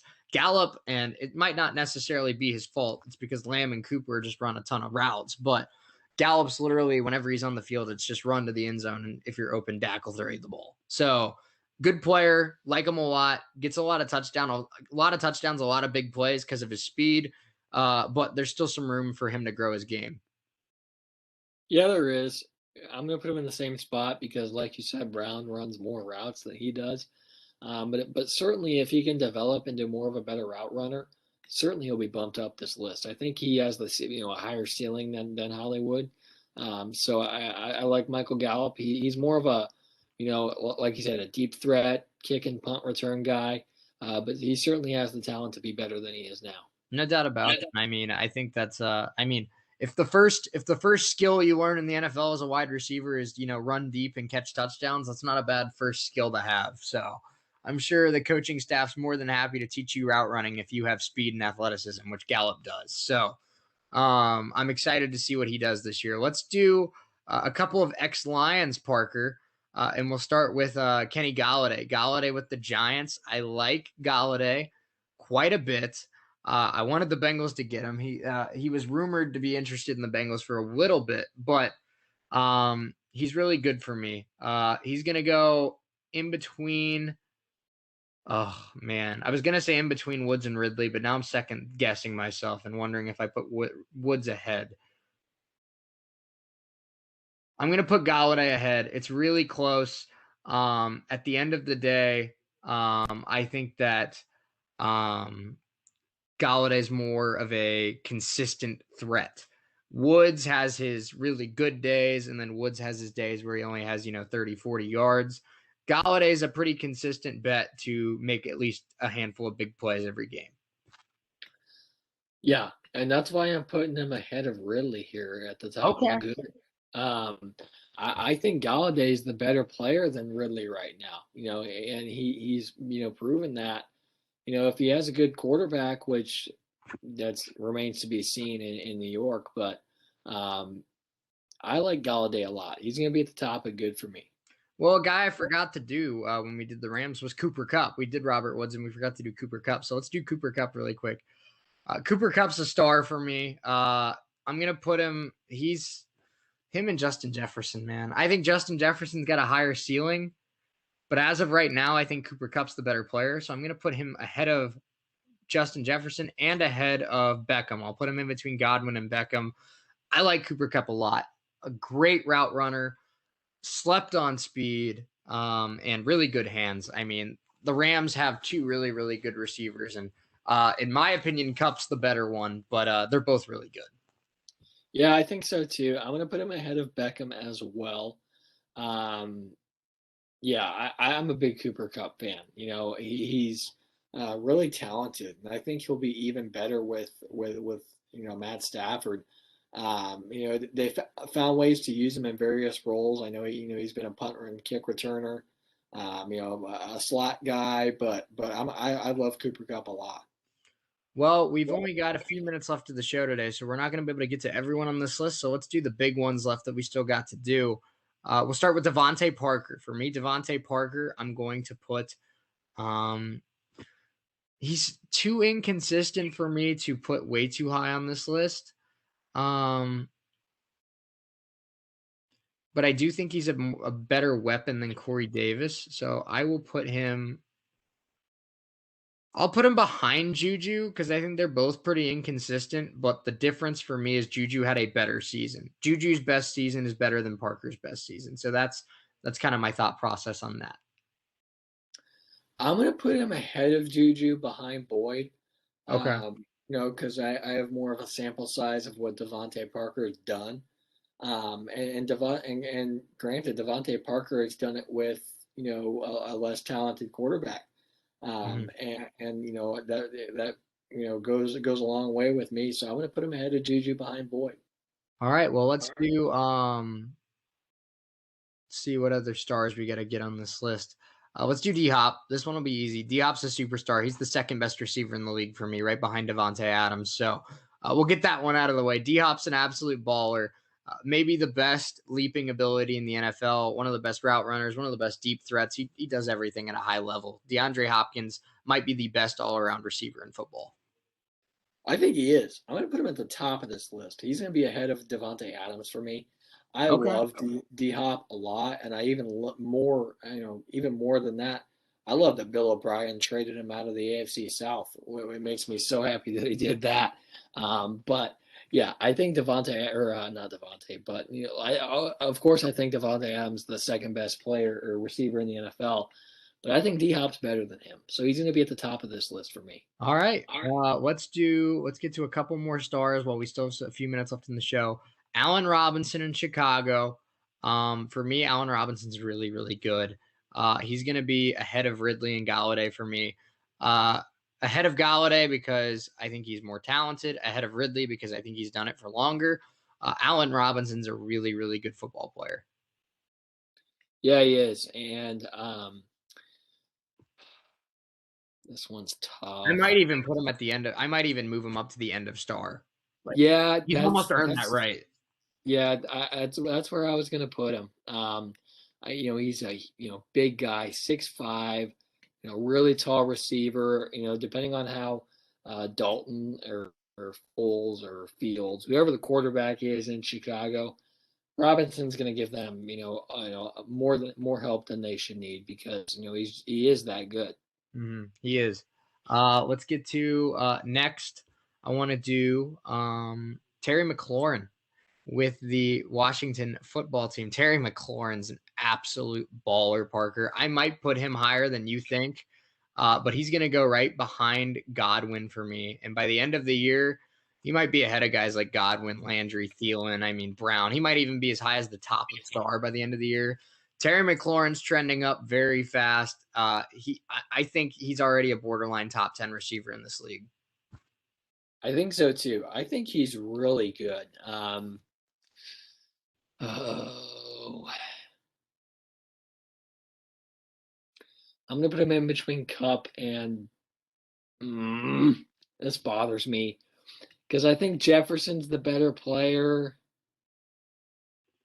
All right, I'm gonna kind of cheat here a little bit. If I could move this around, I'd put Jefferson ahead of Beckham Okay. and McLaurin behind Jefferson. Um, so right there. That's what I would have. I love Terry McLaurin. I think he's fantastic. I think Jefferson still is the better player right now, but Okay. certainly by the end of the year, I think Terry McLaurin has the chance to be at near the top of this star category. McLaurin's an absolute beast. And coming out of Ohio State, I don't think any Buckeye fan even really expected him to be this good. So it's cool to see what he's been able to do. Let's do, we have enough time for two more. So let's do the two I want to do is two of the young receivers in the NFL in terms of guys that I'm really excited to see what they're able to accomplish. We'll start with the Giants, do Darius Slayton. Slayton had a really strong year last year. I think he's got a lot of talent, and I like him quite a bit. In terms of talent, he's not as good as Claypool, but in terms of what he's been able to accomplish on the field, it's been more than Claypool so far. So I'm going to actually put him ahead of Claypool and ahead of Corey Davis. He's going to be right behind. There we go. He's going to, geez, it did it again. All right. He's going to be right behind Devontae Parker for me. Darius Slayton's really, really good, and he's still really young. Yeah, I think so too. Daniel Jones loves this guy, and who wouldn't? He's very talented, and he's a real strong route runner. Had a great year last year, so I'm a big Darius Slayton fan. He's probably going to be in a very similar spot to me. Okay, the final one we're gonna do today, and we apologize that we're not gonna get to everyone on this list, but you can only do so much in 2 hours. We'll do Jerry Jeudy. Jerry Jeudy did not have the rookie year that a lot of people were expecting. Not quite as great as a lot of people were hoping, but a lot of that has to do with the Broncos not having a stable quarterback. But he's looked really, really good in drills this offseason, Parker. His routes look really crisp. We always knew he was an elite route runner. He's got good speed. He's a little undersized, but he's got great hands as well. For now, I'm going to put him behind Hollywood and ahead of Gallup because I think he has better routes. But, guys like Brown, Beasley, Sanders have accomplished more. And even though I think he's more talented than some of the rookies on this list, like Claypool, Higgins, and Lamb, he did not have the best rookie year out of the rookies in that class last year. So for me, he's kind of, starting a little bit further behind, but I think he's definitely going to work his way up this year. I expect a big year from Jerry Jeudy. I do too. I'm going to put him ahead of Hollywood because I think Jerry Judy's the better all-around player. But I'm really excited to see what he does. This season. He was a lot of fun in Alabama. And granted, the quarterback situation in Denver is on the fence. But I like Jerry Jeudy a lot, and if he gets a solid quarterback, I think Jerry Judy's going to be really good. All right, well there you have it. We tried to get everyone big. I'm looking at this list. I don't think we missed anybody super huge. Unfortunately, I would have loved to do guys like Debo Samuel, Sterling Shepard, Christian Kirk, Brandon Ayuk, Jamison Crowder, but I think we got all the big stars and all the stud young players out of the way. So I can at least sleep well tonight knowing that I think we got everyone on that list that we needed to get. Yeah, I think we did, and that was fun. It's always I'm I've said it multiple times, and I'm going to say it again because I don't care if you're sick of it. I'm ready for football season. Training camp's getting going, and it's exciting. So I'm ready. Let's go. Agreed. I couldn't agree more. Yeah, and we can start doing more of those position tier lists as we get closer to football season. I mean, we did quarterbacks, but we can still do running backs. We can do corners, edge rushers, safeties. The sky's the limit, and as we get closer and closer to football, we'll have more and more football content. I'm really excited for it. I am too. And this was fun today. Talking all the MLB trades, how they're going to impact their new teams. No Looking at live the trades today, but I mean tomorrow I'm not. No live trades today, but for tomorrow I'm very confident we get at least one. Yeah, I am too. And that's really exciting. New faces, new places, and speaking of new faces, new places, NBA draft tonight going to be a lot of fun. It sure is. Guys like Jalen Green, Jonathan Koaminga, Cade Cunningham, Evan Mobley, Jalen Suggs all start their careers tonight. I mean, we've talked about how good the young stars are in the NBA tonight, or already are with guys like Luka, Trae Young, Ja Morant, Zion. Well, we're going to be potentially adding another, couple handfuls of young stars into the NBA tonight. So the rich get richer, and the NBA is going to get even more young talent. Yeah, it is, and it's going to be fun. The NF or the NBA is, I think, the one of the leagues that the professional leagues where rookies can make the most impact, and especially the good ones. So this is going to be fun to see where these guys end up, and especially to see what the Pacers do or won't do. So who knows? Yeah, it could be the Pacers could walk away with the Pacers could take like Luka Garza or something like 13th overall. Which I mean, Luka Garza I get was the National Player of the Year, but you should not take a 7'2" slow center with a lottery pick. So hopefully they don't do that, but we will see. It was a lot of fun today. We had a blast. We'll be back at it for the Friday show tomorrow, 1 to 3. We're going to be talking Big 12 football tomorrow, Parker. Or I'm sorry, ACC. Wait, we did Big 12. ACC this week. So ACC this week, we're going to be talking Clemson Tigers. I'm really excited to talk about North Carolina and Sam Howell. That team's really, really good. And some of the threats to the Clemson Tigers who could, potentially dethrone them. Miami, Boston College, Virginia Tech's always got a strong football program. So ACC tomorrow, we'll have more MLB trades, I'm sure, to dissect as well. And we'll find something else to fill up the rest of the show. But we hope you're having fun. It's been a really good week. One of our better weeks of the summer, I think, in terms of content. But Any closing thoughts, Parker, before we call it a day?